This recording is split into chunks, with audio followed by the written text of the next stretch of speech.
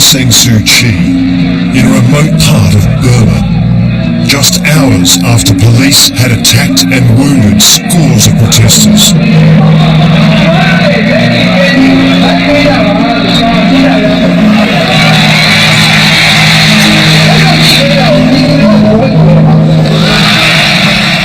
The events that had unfolded in a tiny village had suddenly become the major flashpoint in Suu Kyi's struggle with the Burmese generals over the future of the country.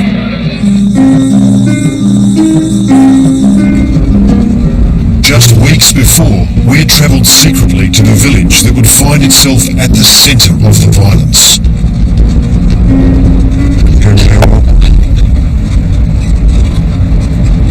We were travelling towards a mountain range that contains one of the biggest unmined deposits of copper in the world, worth billions of dollars. This mountain ridge in front of us is called Lepidong, which is basically the copper mountain. The copper is all throughout that mountain ridge. What they're worried about is the disappearance of the entire mountain. I caught my first glimpse of the mining that's begun here. Unchecked, the mining will eventually destroy this entire mountain range to reach the copper below.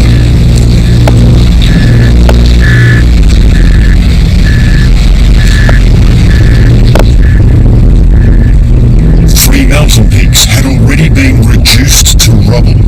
There were 30 more to go.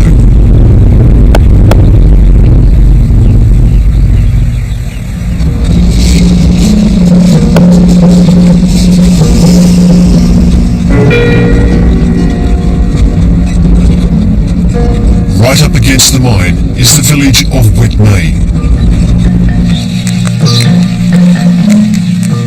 I come here to meet Annette, a woman risking everything by leading a struggle against the mine.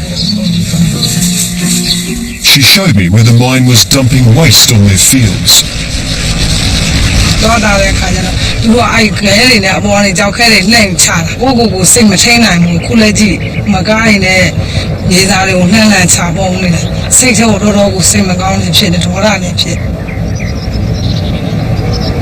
we've only been here for a couple of minutes really, and I've already seen two of these giant dump trucks dumping this ever-growing pile of rubble that almost seems, as we're watching, to be getting closer to the village. It's not just any mining company that Annette is dealing with. The mine is owned by China's main weapons manufacturer and a business run by Burma's top generals, with assets they've seized during years of military rule.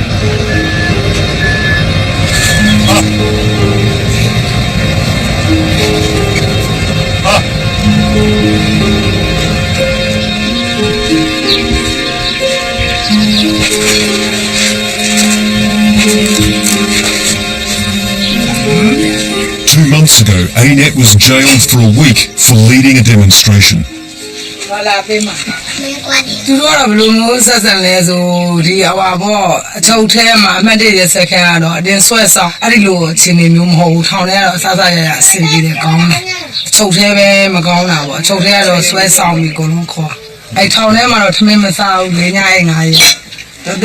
Eventually, the police gave way. Her mother said she wasn't surprised. You're dead. You're dead, sorry. You're dead, so dead. Until reforms last year, protesters were jailed for years. Annette's mother said Suu Kyi was a role model for her daughter. Say that guy do that. I'm a cello, I be a cello. You let cello, you are a cello. I do that.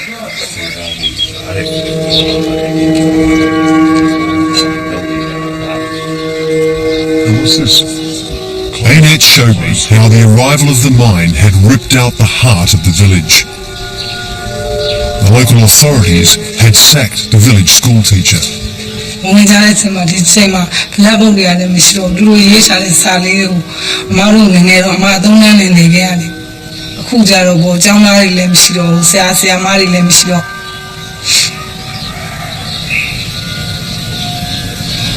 What's upsetting you now? Lubimele, Goyane, go down, see me no more. Goya go down, Malaya, Glee, a woman, Davinia, Sima. Lubimele, Kuja, Jamie, Majinado, Sardin, Gonile, go, Lubimele. Our children will look at me or Gomo Jaya or Aluka, Goya, Tuneza in the South Island, down at Coney, Lemisiona. Dunia Gonga, you, Chidwana, you are the only I should be the German needed.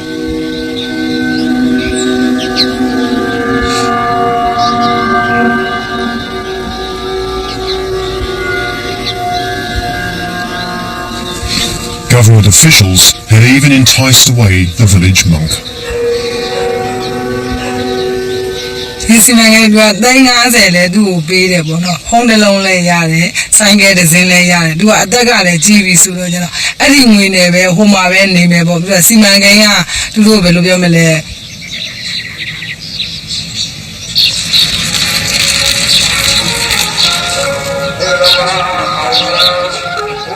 Annette called a meeting to update the villagers. She and her cousin Tway Tway had learned every detail about the Burmese company that part-owned the mine, UMEH, a key part of the general's business empire.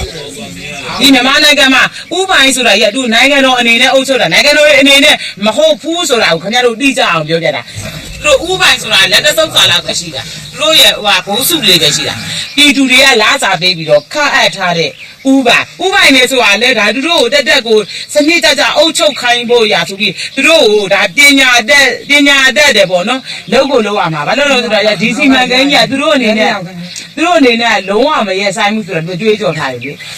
Yet the women were only addressing half the village. The rest of the inhabitants had left. They'd accepted a new life in a settlement built by the mining company and the promise of a job at the mine. The young dead to do no shade. A good Adilopin. Toto Canaro, I should have a baby that is yes, I hear that is the your name Canada. The your also Canada. Macan, go out to do that kind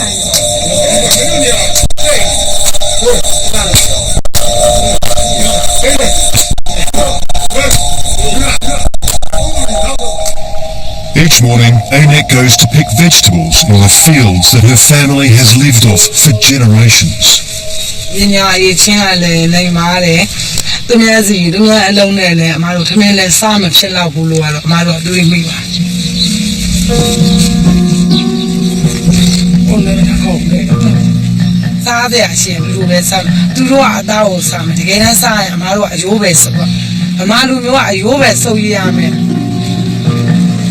The mining company says they paid the farmers for their land and have contracts to prove it.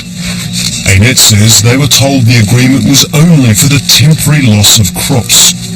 Whatever was said to them, the villagers here clearly feel duped.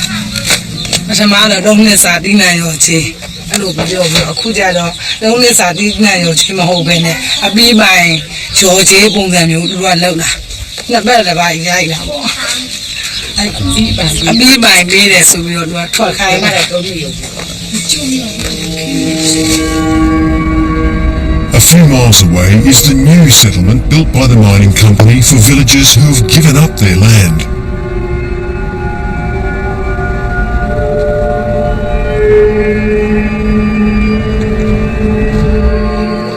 The government had made farmer Utain Win headman of the new village.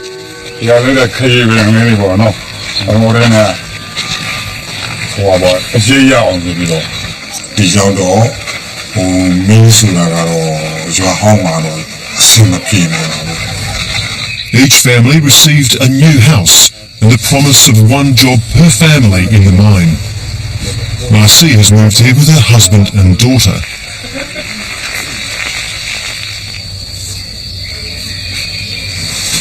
Instead of working in the fields, she's making clothes. And she's enjoying her new mod cons.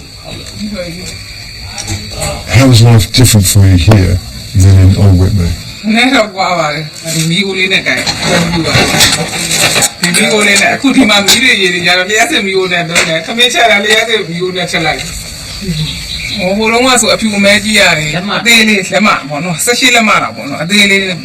အဖြူမဲကြည့်ရတယ်အခုကာလာနဲ့မီးလာတော့ကာလာနဲ့ကြည့်ရတယ်ရှိ For her, it's a big change of life, coming from the old village to here. She's running a family and she works as a seamstress, so these things are a way of her making some money. So it's a very big change, very significant change for her. But the mining company had failed to deliver the job it promised every household, and money was tight. The village headman admitted things had not turned out as the villagers wanted.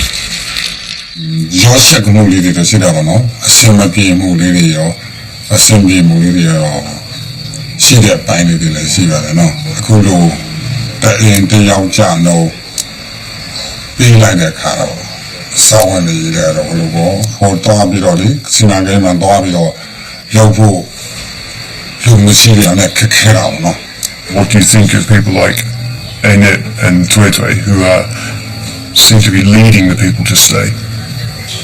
Corona nella trulogale male lo madonna bono Inia guru aro più sui la mo tasmane na mapimane ne urevelo ti mato da wano ma inne do pole kwa yandu lu ro matha ba tu le tru Landru shop ni jara ko le ko land shop ni jara no ko ta bo ne ko li ni bo no jang lu ro ma da ma bo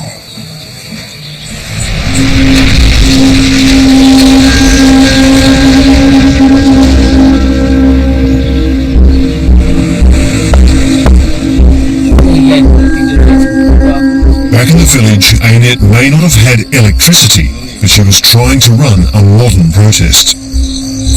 Ada de yora bawo bido soja so.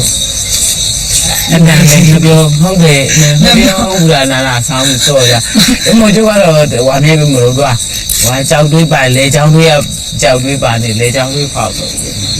အဲကြောင့်မလို့လူတို့ထက်အကြီးတွေနဲ့တွေ့နိုင်မှာဒီလိုအဆင်ပြေမှာဒါကြောင့်မလို့ဒီစံနာကြရဆိုလို့ရှိရင်နေရမနာကိုလုံးမှာကြာမှာ မြေပုံညမ်းမရရင်ဒီဥပိုင် site တွေကိုတွားပြီးတော့ညင်နဲ့တောင်းဆိုရမှာပဲ ငန်းဆောင်ပိတ်လိုက်ထွက်ပေါက် အဲ့ပုံစံတော့ရတယ်ကျတို့ကမနာခင်ပဲဒီစုပ်ပြီးလို့ရှိတယ်ကျုပ်အနေနဲ့လည်းအိမ်ဘက်ကိုမငဲတော့ပါဘူးပြောချက်ကတွားလိုက်ချိန်ရတာပဲ ညမနာခင်းကိုဘယ်လိုဆိုလို့ရှိရင်နေလေငါဘယ်လိုအောင်ညနဲ့နေလို့ရတယ်နှက်ခင်းအောင်ငါယူလို့ရနေလေခံလာချင်းကြောင်နေဟုတ်တယ်ဘိုးညမနဲ့ကလဲလို့ရကိုတွေတော့ရောက်မယ်လေ Annette was doing everything possible to make sure this didn't remain just a local issue. ဘုရားဝေးရှိတယ် လုံးရကြအခုရတော့ရန်ကုန်မှာတော့တော်တော်လေးကိုတက်ကြနေပြီ နောက်ကအကုန်လုံးတပည့်ကြီးတရန်ကုန်တစ်မျိုးလုံးပါလာလေ အေးဘောလေအဲ့လိုမျိုးလုံးအောင်ပါလေမပြတ်ဘူးလား ကိုယ်ကနေကောင်းလား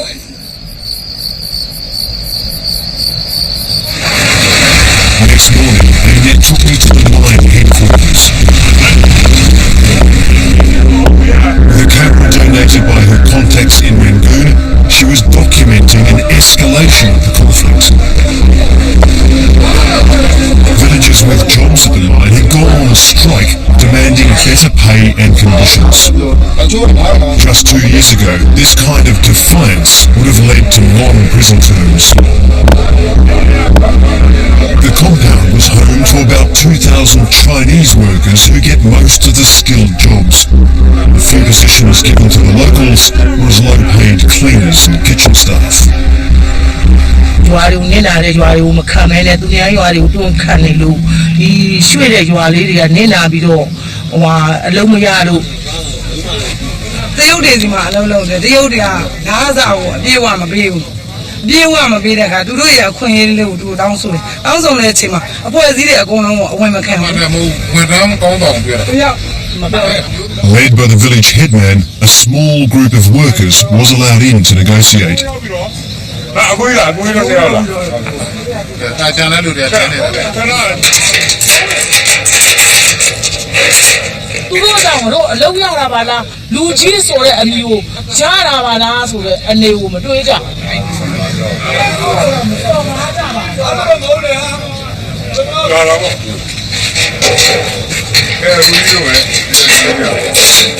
After hours of talks, there was an update.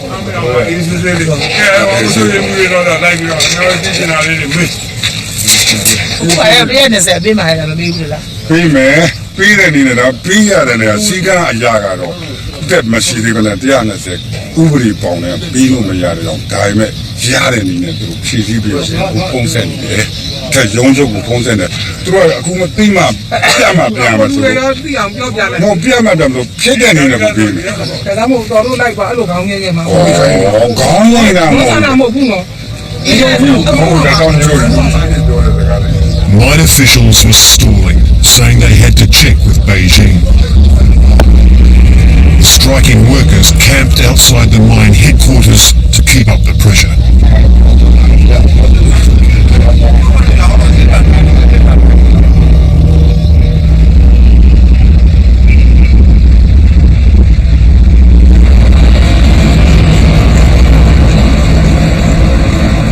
ANET knew they needed more support. She and Tway set off to see a group of people who for years have been one of the most powerful enemies of the Burmese generals. Their destination was a Buddhist monastery whose monks have been at the forefront of political protests. These photographs are postcards that they've put together to show the farming life in the Lapdong Mountains. They're very inspiring in the way that they're actually organising themselves. When you think about it, this is a small community, a small farming community, taking on the life of a Chinese mining company and the Burmese military.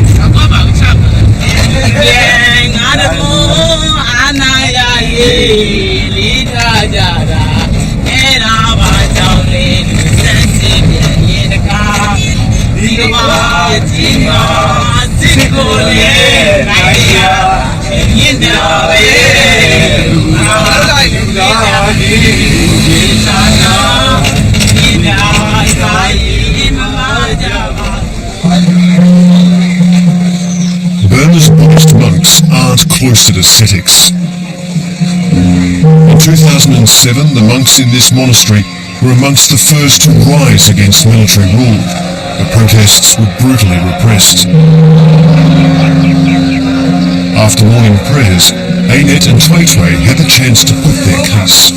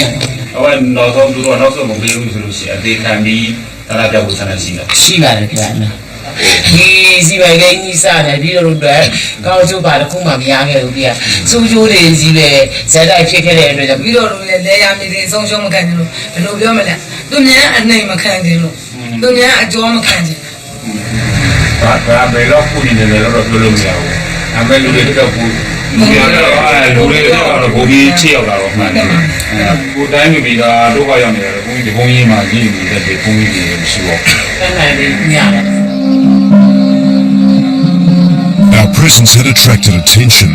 Immigration police turned up to find out what was going on, and we had to leave. But ANET got her promise. 500 monks pledged to join her campaign.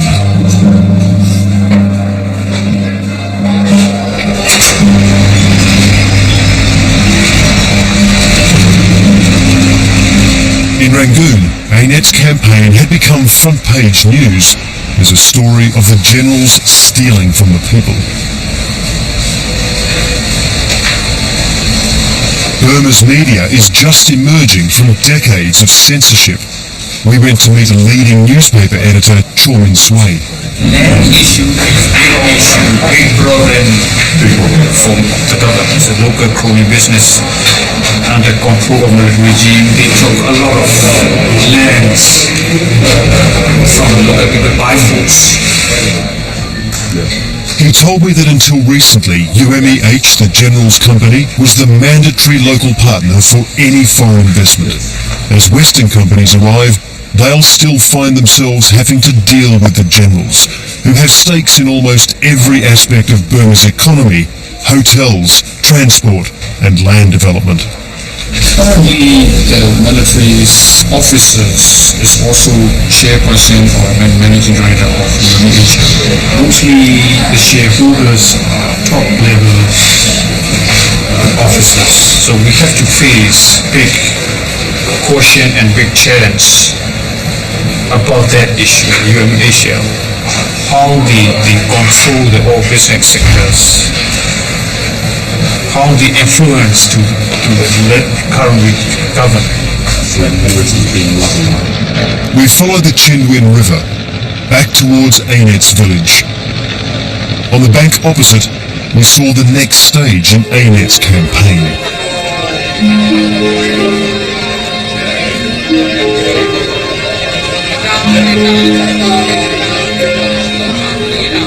We're right on the riverbank, opposite Lepdong Mountain, where the copper mine is underway. And on this side of the river are the townspeople of Mongwa. What they're doing is having a mountain gazing ceremony. People from the local town were gazing at the mountains the mine would remove.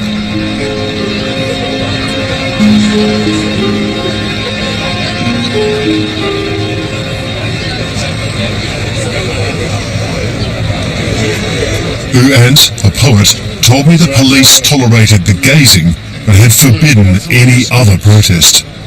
We just stand here and observe the mountain, and after that we may most probably disperse peacefully. In a country where protests had for decades been brutally repressed, no one knew how the authorities would respond to Ainet's burgeoning campaign. Their simple act was testing the limits of Burma's new freedom.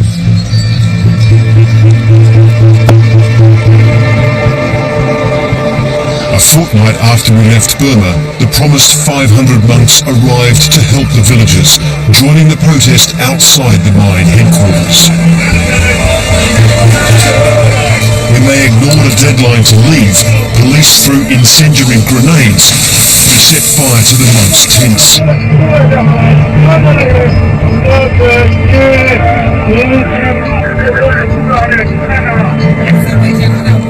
Many of the monks and villagers were terribly burned, among them one of Ainet's cousins.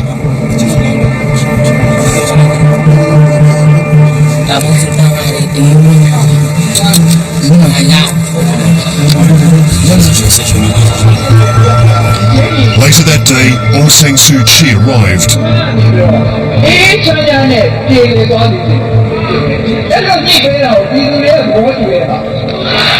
She promised to investigate the mine. This will prove a critical test of her ability to deliver justice to the Burmese people.